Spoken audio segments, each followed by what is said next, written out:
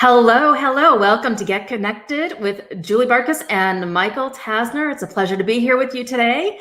And we're so excited to have this opportunity to connect with you and help you accelerate your childcare business success. So, hey, Michael, how's it going? I'm having a good week. It's got a little bit chillier here in Buffalo, like we had this weekend, and then Monday the weather was just like, I think I saw some pictures you had on Facebook, either a bike ride or I think you were outside, but you're usually outside anyways. But the weather this weekend and Monday was just like so amazing. It was like 75, 77 and sunny and just beautiful air. And now fall is in the air. I was going to say, and in your area too, because I was in New England for about 10 years living there, but the foliage that you get is absolutely amazing.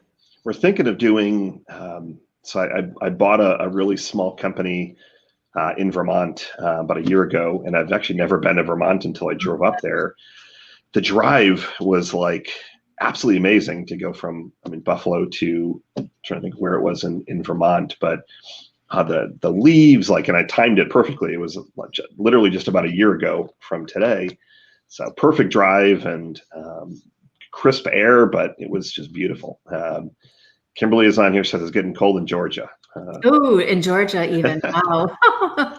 Yeah, we're getting a little bit chilly here, but yeah, it was a great weekend. Jim and I did do a bike ride. And I think one of the coolest things is when it becomes so picturesque, where it's like you're riding through the trees and then there's fresh fallen leaves on the ground, and it just becomes real amazing. So, that was part of my weekend. It was Love just out and having that adventure. So I know that we're going to be talking about adventure today, and what do you do if you are buying a new school, and how do you integrate customers and staff?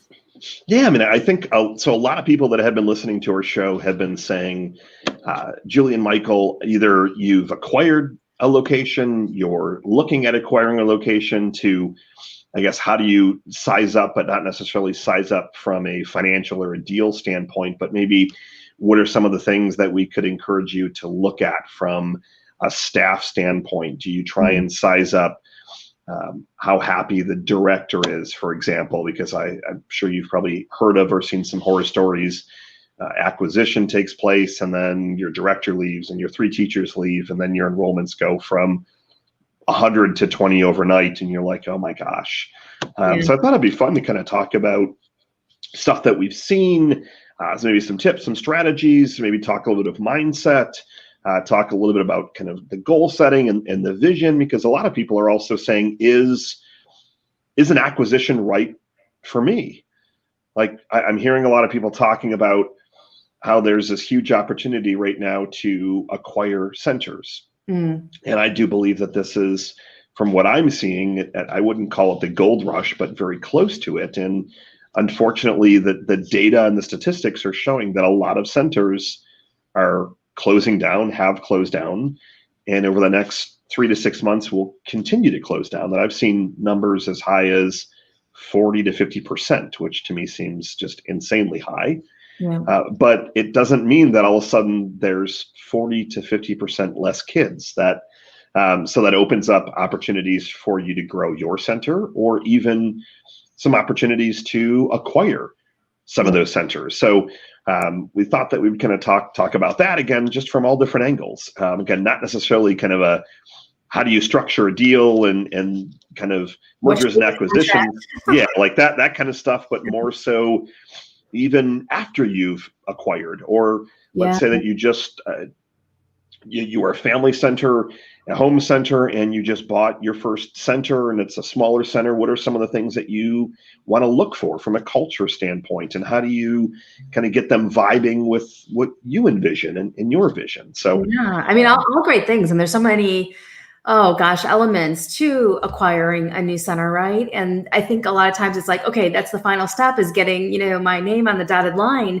But that's really almost like, one of the starting points. One of the final steps is celebrating a dynamic and highly motivated team and full enrollments and all that stuff, the same as you would in any program. But yeah, and if you're here tuning in, say hello. Let us know that you're here. Let us know where you're tuning in from. Since we were talking about the weather, let us know if you're getting some rain or some sunshine or snow. Should I say that word?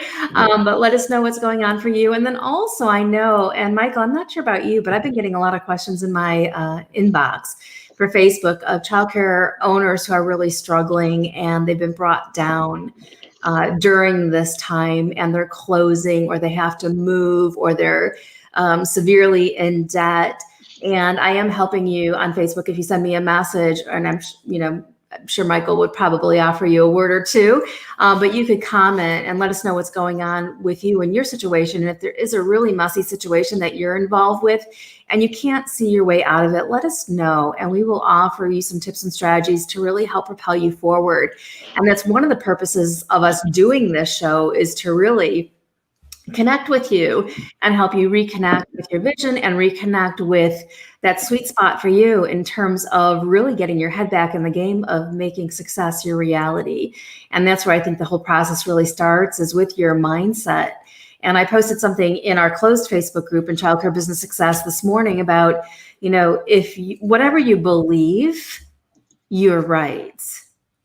So our beliefs are that powerful. So if you believe like there's competitors and there's this and that happening and you accept that as your reality, that's what you're going to be proving to be right for yourself.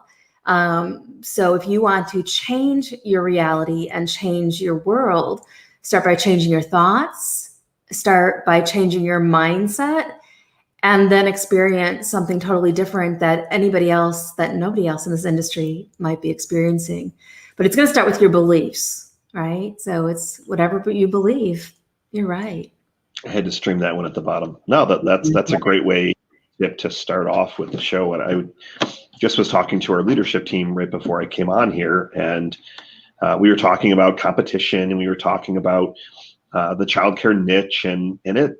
I don't think, Julie, you disagree with me on this. I mean, it's been a tough year for childcare centers, and usually when there's any kind of crazy economy or a recession or anything like that, I mean, usually childcare is not affected. But I don't know the last time that we've had a global pandemic, at least one that I've ever lived through, that, shut down pretty much the entire world. So it's definitely been a crazy year. Yeah, but I still see opportunities. And to your point, Julie, it's, as you're saying, whatever you believe, you're right. If there's a lot of centers that are saying, well, Michael, what if COVID comes back in November? Well, if you believe it's going to come back, then, and I'm not saying that it to that level, but if that is how you're planning, if that's where your mindset is, then that's kind of all the decisions that you're going to make. And you're going to unfortunately make some decisions out of fear, some decisions out of scarcity, where there's going to be other opportunities that you're going to pass up or that are going to literally pass you by. And I promise you that I am seeing this as an amazing time for acquisition. And because there's a lot of, won't give you the specifics of the names of the centers, but I can give 3 or 4 examples I can think of just in the last 2 weeks of basically centers that we've been working with that have more or less been handed the keys to a center for less than $10,000 per location down. Wow. And it's been basically, I don't think that I can do this anymore. The leases, I don't know, $5,000 a month or whatever the number is, or 10 grand or $3,000. And I don't even want to think about it. I've put $100,000 of stuff in there. We already have enrollments. Give me a little bit of money now, maybe give me some money as things go well in a year, and there you go. Right. I'm seeing that stuff happening all the time lately. And if you're in a place to receive that, those deals are going to come to you. But if you're saying, yeah, what if COVID comes back? And I'm not saying to not throttle the levels that you're bringing your kids back. There's a lot of centers that are doing it right, and they're doing it in stages. But there's a difference between throttling back as you're bringing back families and driving with 2 feet on the brakes. Yeah. And I think the interesting thing is that there's a world of opportunity, right? When even during a pandemic, even during a crisis, and Napoleon Hill talks about this in his book, Think and Grow Rich, where he talks about businesses that were collapsing during the Great Depression while others were thriving, and millionaires at the same time were being made, even during, this time when, everything was crashing. So it goes back to your beliefs. And here's what I really think is true is that if you focus on what's not possible, if you focus on the negatives that may transpire, you're not going to see the opportunities that could propel you to great levels forward, right? So it's kind of like you're going to be looking at the world through one set of glasses, and you're not going to see a whole world of opportunity that's out there for you because you can't while you're looking at things from this perspective. But if you change where you're standing, if you change the viewpoints inside of your head and said, okay, I'm just going to practice this and I'm going to think about possibilities. I'm going to believe, what if it's possible? Yeah, what if it's possible? I'm just going to adopt that belief. Then ideas are going to come to you so that you can increase your bottom line, so that you could bring more money in, so that you could attract the right staff, so you could attract the right clients. So it is a foundational point for really seeing the opportunity that is there. But if you're in the place where it's like, oh, well, COVID might rear its ugly head in 2 months, I'm not going to be doing anything. Yeah, but if we don't do anything, and I mean, we might as well just drive down that path because that's the map that we've created. But if we create a whole new map and say, all right, well, if I shift my mindset and I start believing some different things, I'm going to be going in a different direction. And maybe COVID's going to hit, but we're going to be totally protected somehow in the process, and we don't really have to worry about the how. It's just knowing that, it's possible that what you desire can transpire. And I think a lot of it comes back to your routines. And this is something that I kind of finished out yesterday, my goals for Q4. And looking at, so I do personal and professional. I look at, a lot of, traditional things, weight loss goals, water intake, things that I want to work on. Yeah. Started using Are you adding any greens? I should actually. It tastes like pepper, like a big green pepper. I don't know if I can handle that. I tried. It was pretty hardcore with ours. What was it called? I think it was just called like the greens, but it was just you like throw it into water, but it was basically tastes like the wheatgrass. It's very similar to drinking wheatgrass, and I couldn't handle it. But that's what my sister says. Anytime I'm like, you want some greens? And she's like, I might as well just be drinking grass. Yeah, that's unfortunately it's an acquired taste. But I'm looking at a lot of my habits and my morning routines. Just read a really great book. Get the exact title. I'll get the exact author. But it's about, let me bring it up, like Tiny Habits. I think it's called like Tiny Habits. There it is. Tiny Habits, The Small Changes That Change Everything by BJ Fogg. Really, really great book. And just talking, the title almost, summarizes the whole book. But it really is around, tiny changes can be mighty. So doing 2 push-ups a day, if you're doing 0, instead of saying, well, I'm going to start doing 50 push-ups a day, you start with 2. Yeah. And maybe you do that for a month or 2 months or whatever the time frame is. But instead of jumping, which I've done many, many times, of like, okay, great, I'm going to completely eliminate sugar, which I've done that. Yep, all or nothing. And I'm like a week later, I'm back at the grocery store and I'm throwing a candy in there. I'm like, because I try to wean off too quick. But right. And it's not just, eating habits and things like that, but a lot of it was around other business habits and things like that. And I think in order to be in the place to receive and to be able to have these beliefs, you need to really look at your morning routine, your evening routines, and start to see, can you work in a little bit of time so that you can do this strategic thinking, that you can do a morning or an evening meditation, for example. And I'm finding that my best ideas, and I have a weird quirk where I love listening to the sound of water. So like I'll often go before I'm showering, I'll turn the water on like 20 minutes before I'm showering. And I'm literally just sitting there thinking, and I have a journal that I bring in there, not physically in the shower, but like sitting on the bathroom floor on a nice carpet and just thinking. And for me, that's like when I can clear my head, when I can do a lot of my strategic thinking. And that's usually where ideas and things like that are coming to me, because once you make it to your center, things are going to get in your way, and there's going to be an issue with something, or then all of a sudden you're your chef, I was trying to get myself comfortable here. Your chef calls in sick, or you've got an issue with, I mean, there's always going to be something. Right. But it's true, and that's why people are advocates. Many people who are incredibly successful are advocates of getting up early so that you've got that time to yourself. And I remember a conversation with one of my childcare owners, and she's like, Julie, she's like, I don't understand. I get up and I've got my kids, and I'm like, well, you get up and go to the bathroom, right? And she's like, yes. I said, well, you set a timer and you stay in that bathroom for 10 extra minutes. Nobody will ever know, but you take that 10 minutes as your time to shift your mindset, to write your thoughts down, to run the shower, whatever it might be. But you take that time for you. Love it. Couldn't agree with you more. Yeah. So and I still think a little bit of time. We've talked about it a few times on here. I don't have, it's I think over there on my other desk, but we've talked, I can get this microphone on comfortable today.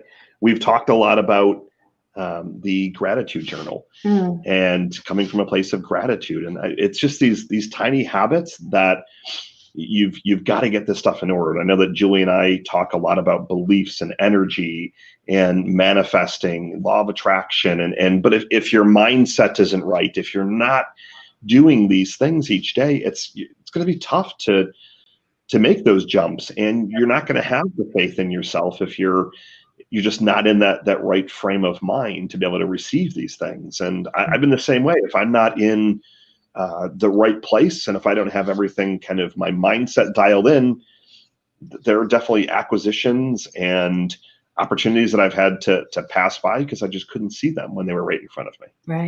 Right. So if you're tying this in with acquisitions, or let's say you're going to be taking over an existing center and you've got lots of stresses, you've got lots of worries, who's going to stay, who's going to go, maybe you have a bad reputation that they had that you have to fix. One of the first strategies that I'm going to recommend is a combination of some of the things that Michael and I have been talking about. And what I'd love for you to do is to take out a piece of paper and start writing your story as if it's already happened or as if it's in the past and you are so excited that you made it through to the other side. But the idea is to go into this with positive expectancy, not all the fear around what's going to happen, what could happen, but I want you to write your story of what's going to happen. So, you have the most amazing staff in place to support your vision. You have the most amazing clientele. People start writing rave reviews. These are things that I call power thoughts. And the idea, this is a great initial strategy just to really shift your energy and get you in the right place. And you could do this for like 5 minutes every day when you take that extra time in the bathroom, but to create it. Because if you don't create it, you're going to be a default or a victim to whatever's going to come your way. So I want you to, first of all, purposely decide on what it is that you want to create with the situation at hand. And regardless of whatever situation you're going through, whether it's, you have a fight with your loved one or whatever it might be, you can write the positive story. But the idea is you grab the bull by the horns and you create it, so that you don't become victim to like everything else that's going to happen around you, because life will happen if you don't clearly define what it is that you desire and what you want. So I just wanted to introduce that as a first story and kind of a No, I think that's great. Between some of the things that we've been talking about. So it could be a compilation of you're writing everything that you're grateful for. You're grateful for the smooth transaction. You're grateful for getting, a break on the price. You're grateful for whatever it is that you want to have happen. You write it. You own it. I love it. So if we kind of continue along that direction and you're sizing up an acquisition. And so let's say that you've either heard about it through the grapevine, you've heard about it through your network. I mean, the deal came to you from somewhere. Some of the things that I would encourage you to look at it as you're doing the walkthrough are just learning a little bit more about the vision that the owner had initially. And the reason that I want you to look at that is that if their vision was to be, I don't know, the best low-cost provider, you just have to learn a little bit more about what they, I guess, set out to accomplish. And you want to see how far off the vision that you're setting and kind of the changes that you would like to see are from the path that the owner has been trying to push. And what I found is, and this is for any business that I personally, so I grow largely through acquisition. And I'm always looking at before, I mean, you analyze the deal very quickly looking at the numbers, but I don't want to make today a numbers call by any means. I mean, that I don't want to geek out on that stuff, but obviously the numbers are very, very important. The numbers have to line up so that you're not walking into your $50,000 a month of debt and it sinks you. But if the numbers line up, I want to look and see if that owner was like, let's say it's a Montessori center, and the owner's vision was, I want to bring kind of modern Montessori to all of XYZ area. And we were putting systems in place to start to open up a second, third, fourth, fifth location.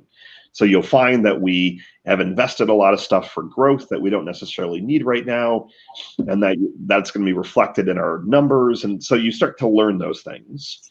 And then what I encourage you to do is to start to see, how does that line up with what you'd like to see?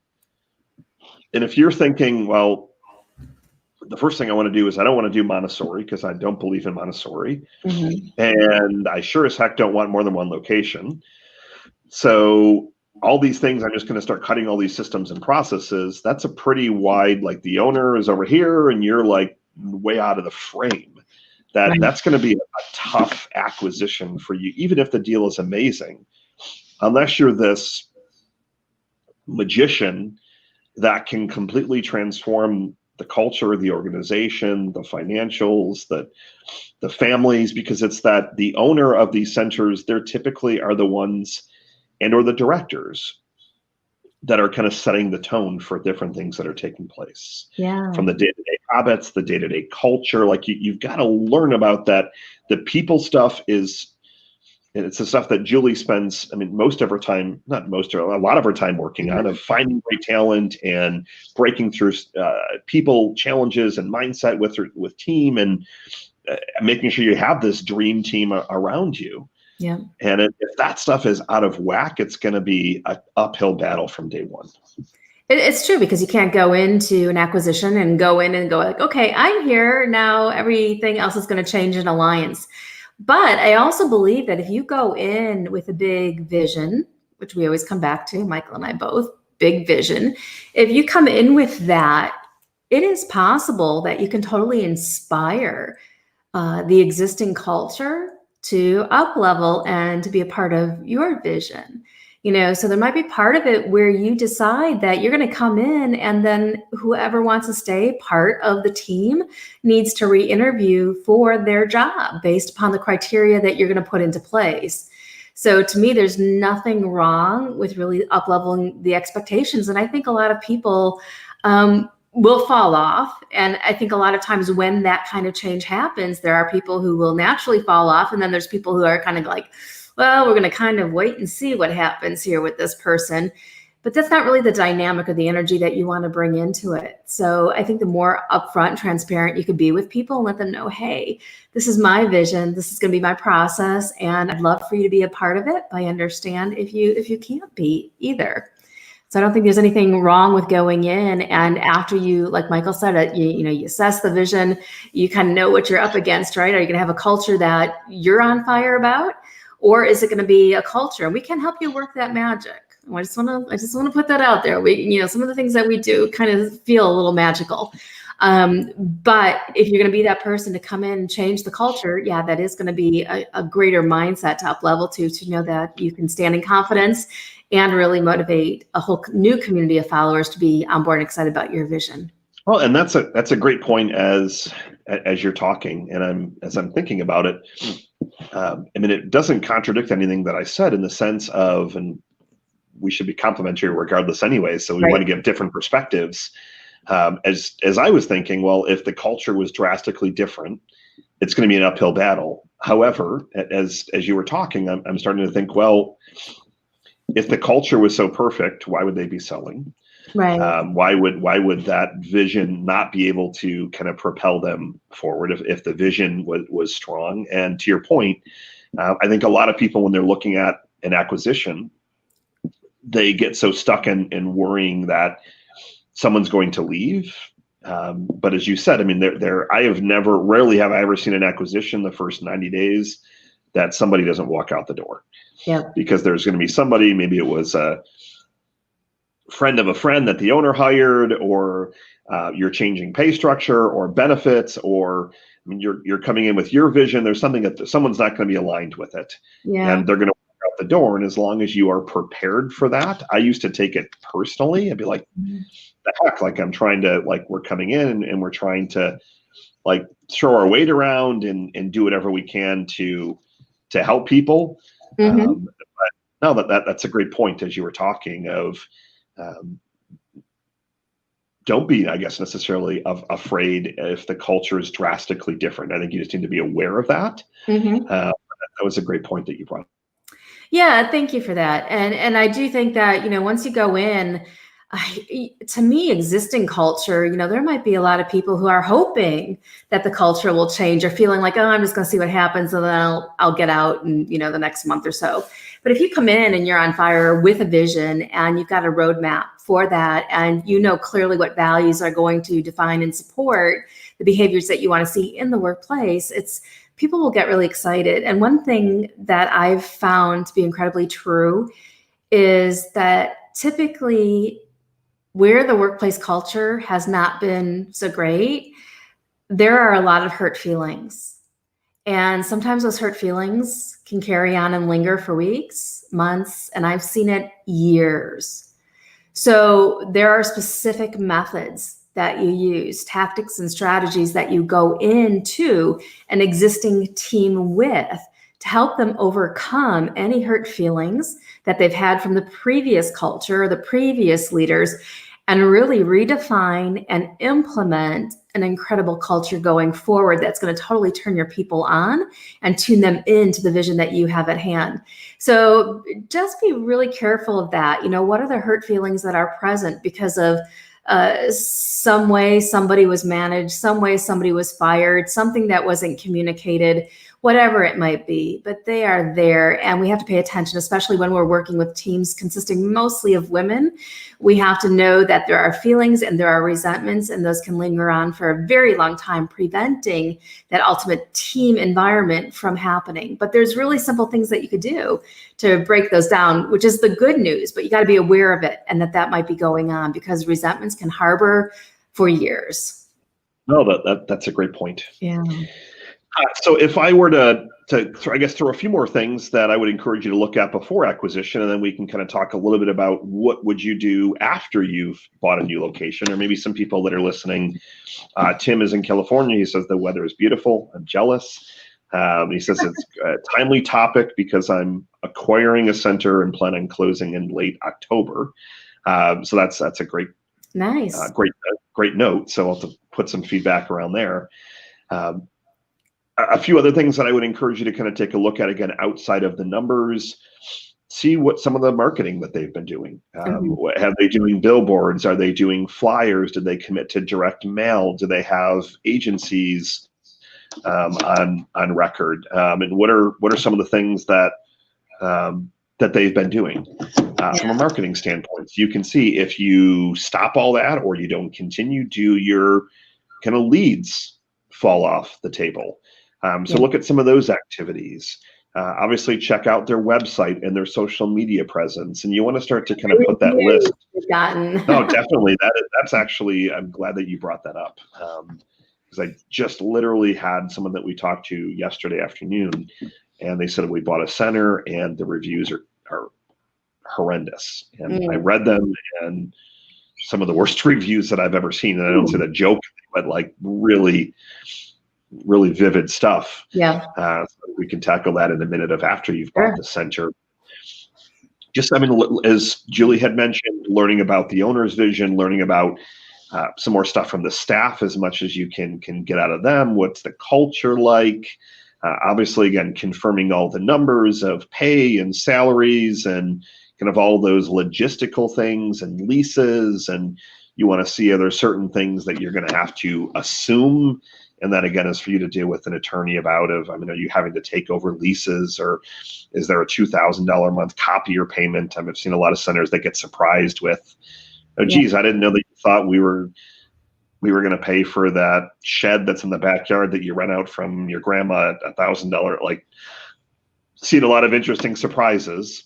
Right. But for me, it's after the numbers, it's really a lot of the culture, the type of people that you're walking into, because then you can learn and see, are you going to have to do a complete 360? Yeah. That's a very different strategy from walking in and making some people changes or seeing some people that might leave, than if you've got to walk in and hire 10 teachers, a new director, a new admin, like clean house.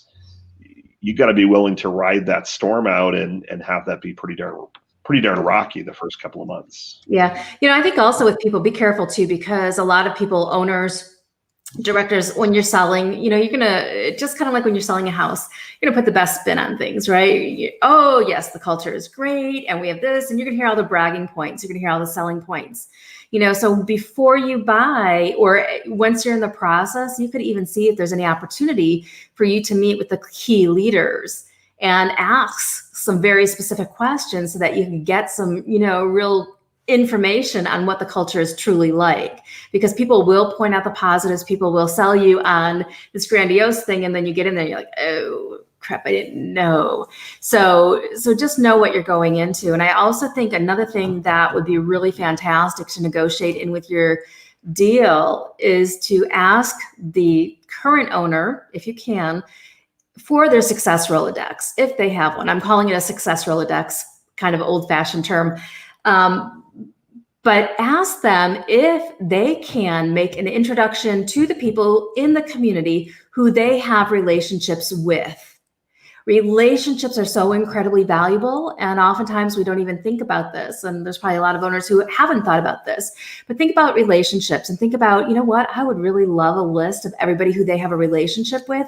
And even more so, can they do an introduction on LinkedIn of you to that person so that you can almost, pick right up where that person left off with that relationship. Granted, they're still going to have a relationship, but the more relationships that you can have with these key people, the more you're setting yourself up for success. So I think that's crucially important.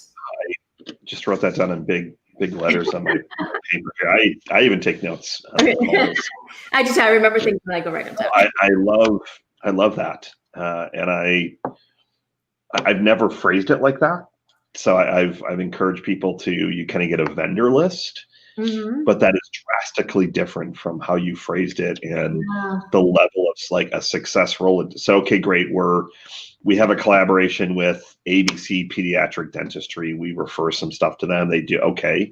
Well, when the owner leaves, you're having to then start from scratch if they simply gave you a name. But to your point, what about picking up the phone, sending an email, copying you, a LinkedIn invite, Facebook Messenger, something like that, to say, hey, we want to make sure that this relationship continues strong. That's actually a really, really great point. Yeah. Really great point. Yeah. And try to do it before the other person kind of like says, okay, I'm done. I'm gone.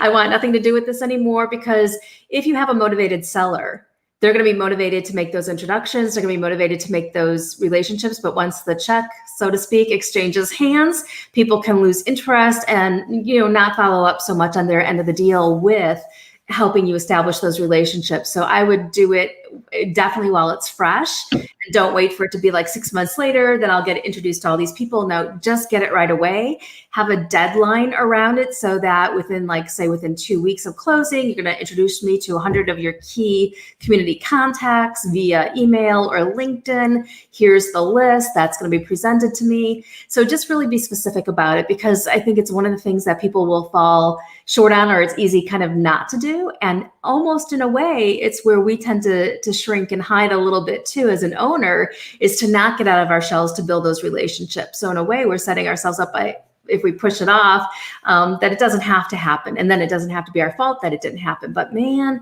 if you've got those relationships with the chambers or the real estate or the people who are really what I call circle of influences in your community, you're going to be set up for a lot of success. Well, I think that's a good segue to what happens after you've acquired a center. So let's assume that you did your due diligence. Drink. No, just go ahead. that actually. Have a drink and you celebrate. That's always.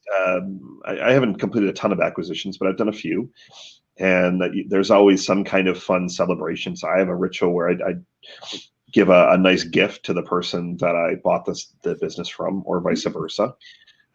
usually something very personal and meaningful that they can kind of hang on the wall. So I don't know, I'm big on like wall stuff. So at one point, I know the person was into like samurai swords. So I found a place that had really high-end samurai swords and had it engraved with the date. And then we were in person and used the sword to cut the end off of a bottle of champagne to like saber the bottle of, so like do something fun like that. But I guess from a logistical standpoint, I think to reiterate what Julie just said again, of when that contract is signed and they get the check, they're going to have a foot and 3/4 out the door. And I found that it is, personally speaking, and I'm not saying this is for every transaction or everyone that's listening or everyone that's going to listen to this replay. If you like the content, please, again, as always, share it, comment, leave us questions, feedback. Again, Julie and I, we're at, I don't know, I should look at the number, but at least episode probably 20. So 20 hours of great content for you, all completely free of charge, just as our way to kind of help the industry, because we know what you're going through. Like, are there some centers that are thriving right now? Definitely, but they were often thriving even before, and it's at a different level, and we're just here to help and support you. Yes, absolutely. And to me, a big part of that is the transference of a mindset. So, and I know that we're not talking about that right now, but, think about the centers who are thriving and what thoughts are they thinking and what are they believing about what's true right now in the world? And chances are they're believing a lot different things than the people who are failing. No, definitely. So if I look at it, when the owner, they've got the contract signed, they cash the check, they want to see you succeed. Nobody wants to see you fail, but the mindset of that owner is now drastically different. So they're working for you. They're no longer in charge. And I've been on both sides of the table, and I can tell you that it's not very fun to be on the other side of the table when you're the business that is getting purchased. And then you go from being large and in charge to now you're an employee of the organization, a consultant. It is a complete, I don't want to use that phrase. It's tough on your mind. We'll say that. So as Julie had mentioned, you want to try and get that success Rolodex as fast as possible and have them make those introductions. And I would definitely build that into your contract, that let's call it a 30-day transition. And you might be tempted to want to put a longer transition in there, but I personally have found that it's one of those that you have to cut the umbilical cord in a way of you've got to get this ship on track. So now it's you. Yeah. You're going to be in charge of more team members, more families, bigger budgets, more bills, bigger possibilities. So you have to have that kind of line in the sand of, this is kind of when the previous owner is donezo or kind of out the door. Because what you'll find is that the staff, while you're technically their new boss, they're still going to go for guidance to the old boss, and that stuff might not be in alignment with the vision that you have. So you really want to keep a tight leash on that. You want to be very clear on expectations. You want to get that success Rolodex, as Julie talked about. What would you suggest, Julie, on would you do a completely new plan and kind of redo all the vision stuff? Would you suggest that is done far in advance of the acquisition? What would you recommend there? I think that you bring your own vision into this. So I think that's probably done early, at least your vision, your story, your why you're doing what you're doing, and you bring that into the picture. And then there are ways that you could integrate the existing team with that vision to find out, is this an important vision to people? Because maybe their vision before was just making it through the daily stress, or maybe their vision before was something else. So now what we want to do is just really re-engage people in with the new vision. And so to me, I would be sharing it. I would be enthusiastically sharing it. I'd be using props. I'd be making a big deal out of it. Get it on the front page of the newspaper, whatever it might be, but really putting it out there. I don't know if that answers your question, but I would really just share it. And I think it's important, especially as you're going into an acquisition, to have a vision for what you want to achieve by opening this program. And I'll have owners come to me and they're like, oh, well, I have the opportunity to purchase this after school program and to do this. And I'm like, well, is that what you want? And if it is, why do you want that? So when I coach my clients, I'll get down deep with those questions because I want to make sure that their motives are right. Because a lot of times we think things fall in our lap. So that's the opportunity and let's go with that. But it really might not be the thing that you want. So right when you say, yeah, this is something that I want, that's the place where the vision should really be expanding and coming alive right then and there. And that's going to sustain you as you go through everything else that you have to get through to open the doors. Oh, that's great.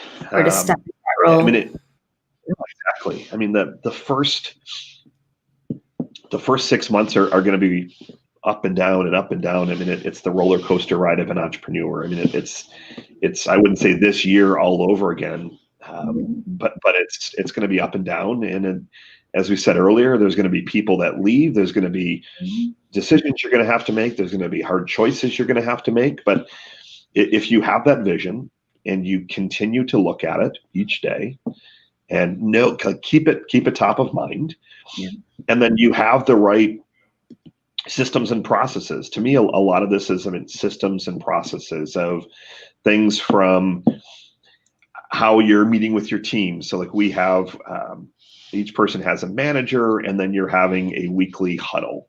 And on that huddle, you're going to go through SAR, it's called Special Attention Review, which basically are what are the topics that you want to discuss. And you're kind of getting into those rhythms. So as long as you have some good systems, because there's gonna be a lot of uncertainty on the side of your new team. And if you start to put yourself in their shoes, while I want you to do things to win them over, and like Julie said, props, I think that's a fun idea. I think a fun party.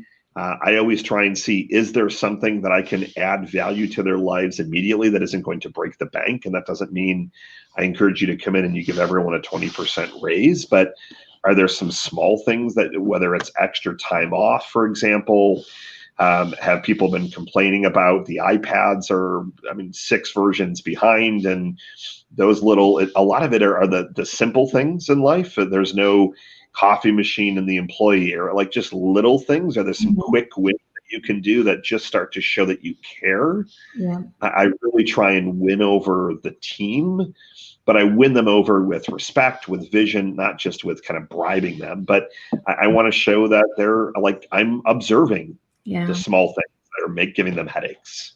Yeah, and one of the things that I find with teams, and I love the points that you're making, Michael, having a party and really showing them that you care, it's critically important.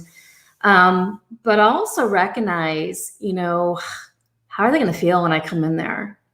And how do they feel when any new staff member comes in there? And most of the time in the organizations that I survey, there's a lot of defensive reactions that go up. There's defensiveness, like, oh, well, who's this person? And, what do they think they're going to be able to do? And, so they're putting all of their preconceived judgments and notions out there, right?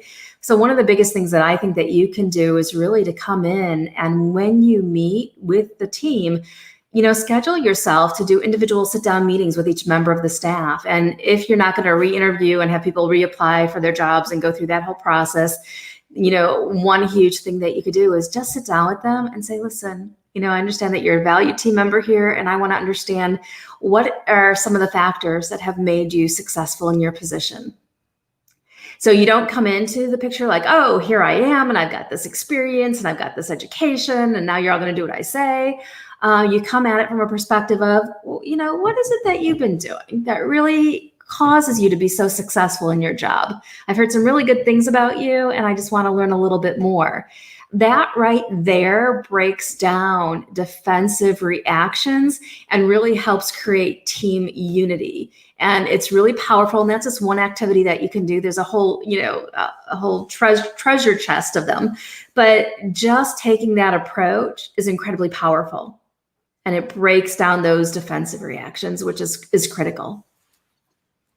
I think that's a great point. No, that's a really great point. I like that a lot. Thank you.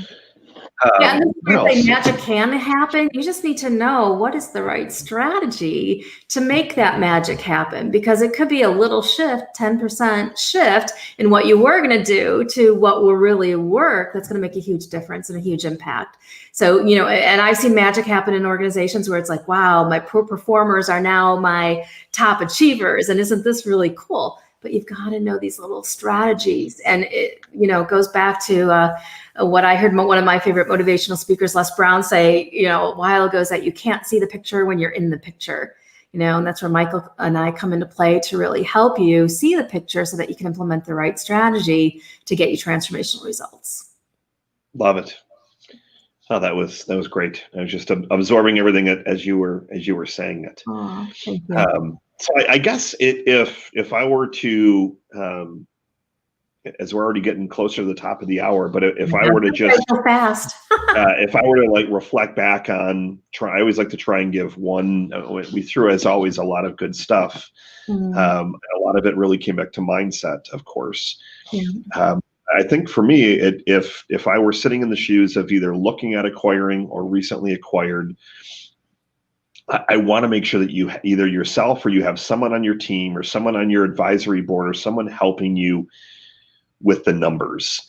And as Julie mentioned earlier in this call, that if anyone is having really, really tough challenges right now, and I mean tough to the point where you're possibly one of those centers that is just looking at folding, please reach out to either of us and we can get on a call and see if there's some ways that we could potentially help you.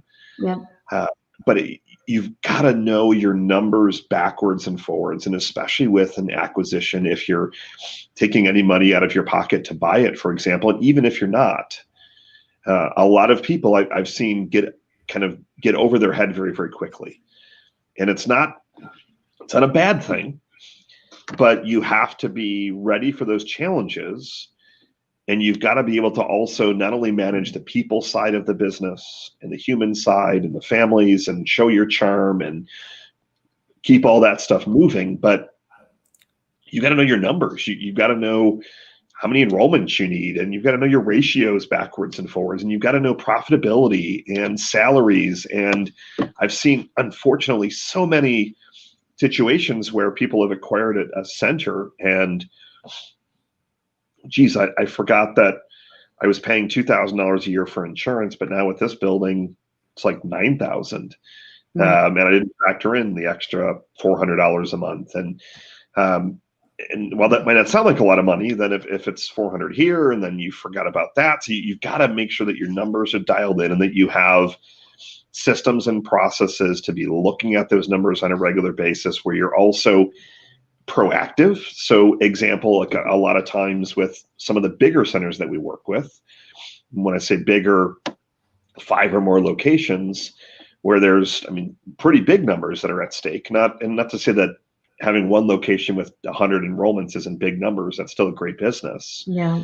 But if you've now got 5 locations and 500 or 700 or 1,000 enrollments and 50 or 100 staff, the numbers continue to go up. You've got to have your stuff dialed in, and you've got to be planning ahead of the game.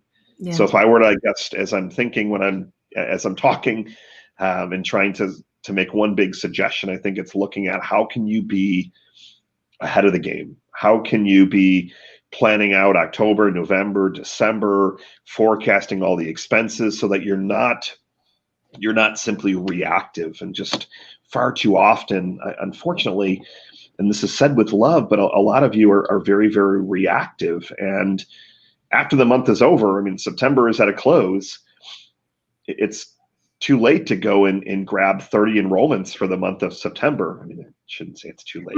It's still some time, but it's too late. Yeah, I was going to say, Julie, make today.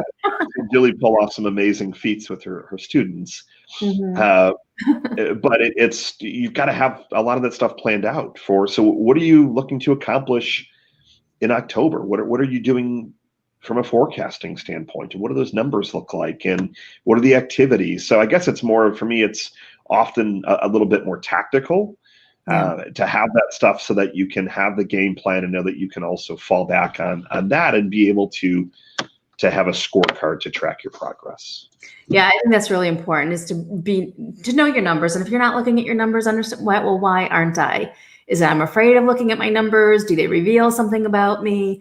Whatever it might be. And one thing that I think is a great strategy is don't be the only one in charge of looking at your numbers. So if you have an assistant who you trust, or your director, or your financial officer, or your accountant, you can actually have these people set deadlines for you, so that you're doing a monthly financial review on such and such date. And then it becomes something that you just show up for, right? You show up for, and then your mind is on it during that meeting, whether it's virtual or live. But get a partner in crime if you tend to hide from your numbers, who can help you look at them, not to control you with the numbers, but to just make sure that you're looking and you're on top of them. Love it. Yes, I think that's really powerful. I think we talked about a lot of things on here that were really powerful. So, too many to list as my favorites. Well, I know that a few people said, so we had 3 people today, want to learn more about kind of how you guys could potentially help. So I'd love, Julie, I know you do a lot of individual stuff, a lot of one-on-one consulting. I'd love to hear a little bit more about kind of what you're doing and kind of how you're helping centers, and I can do the same with kind of what we're doing from a marketing side. But I'd love to put some links to you here. And I mean, there's a lot of people that need help. Yeah. Julie has coaches and mentors. I have 3 or 4 coaches and mentors. So like we're always up leveling ourselves, as well as we're helping up level the clients that we work with. Yeah. And I know that I couldn't go at this alone. It's too tough. I mean, it can be a lonely game if you're trying to go at this alone. And it's always good to have people that have been there and done that can help you. Absolutely. And one of the ways that we work with our clients, well, we take a very personalized approach. So we want to have a conversation, see where you're at. And then we do have some group programs available, or we do work one-on-one with our clients, depending upon the transformation that you want to experience.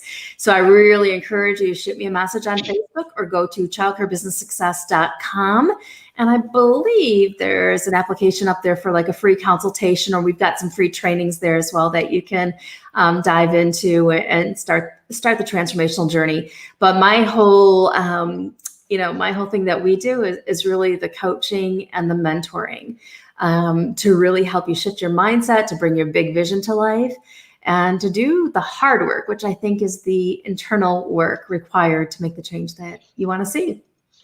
I love it. What was the URL that we should throw up here, Julie? You go to childcarebusinesssuccess.com. Let me throw it up here. I know you have like a Get Unstuck call, but I know this is a little bit different from the Get Unstuck call. I know you've got the free success group that you have going on. Yeah. What would you, I guess, label this particular call? Well, this could be a getting unstuck consultation easily. So we could easily have a conversation, getting unstuck, to propel you to help you overcome that place that you're at right now, to get you to a different level. Because I mean, imagine, the action that you take is a result of how you feel. So if you're sitting in a place where you're not feeling too darn good about who you are or what you're doing, or there's parts of you that are being triggered all over the place about, your competitors, whatever it might be, you're not going to be taking the right action. So we want to get you unstuck so that you can really work it to the next level. So go to childcarebusinesssuccess.com. And I think there's actually a little bot up there with me too, talking to you about I'm here to help. You could even shoot me a message right through there. Perfect. How about you? So ours it is pretty simple, in the sense of, I call it an enrollment acceleration call. So localchildcaremarketing.com, we focus 100% on driving revenue, driving enrollments. We're still seeing growth right now. I think that growth will continue, at least for this year, until probably the 2nd or 3rd week of December. So we're starting to see an uptick, actually, a higher October compared to last year in terms of leads and calls. So I think a lot of families delayed sending their kids back. So it still is a great time to start doing some marketing if you haven't done any before. Just a great time to grow. Any time is a good time to grow. Absolutely. Yeah. Do you have I know we always like to end with a quote. Do you have a quote handy? I will give you a quote, and I'm going to keep it a simple quote, if that's okay. I quoted Les Brown earlier, and I'll give you one of the quotes or sayings that I heard from him that has always made a difference in my life. And he tells a whole story around it. But the quote is, if you can look up, you can get up. And I think that's very important to remember, that if there's still an expanse of space and you're looking, you're like, okay, I can see up higher than where I'm at, you're able to elevate to that level. I love it. Yeah. As always, thank you everyone for tuning in. Thank you for your questions, your comments. If Julie and I or myself can help you in any way, we put our URLs up here. Share the replay, like it, comment, give us some love. We are here to support you. You definitely are not alone in this journey. We are here to help you. Yeah. Have a wonderful rest of your Wednesday and a great rest of your week, and we'll see you back here next week. Thanks for tuning in.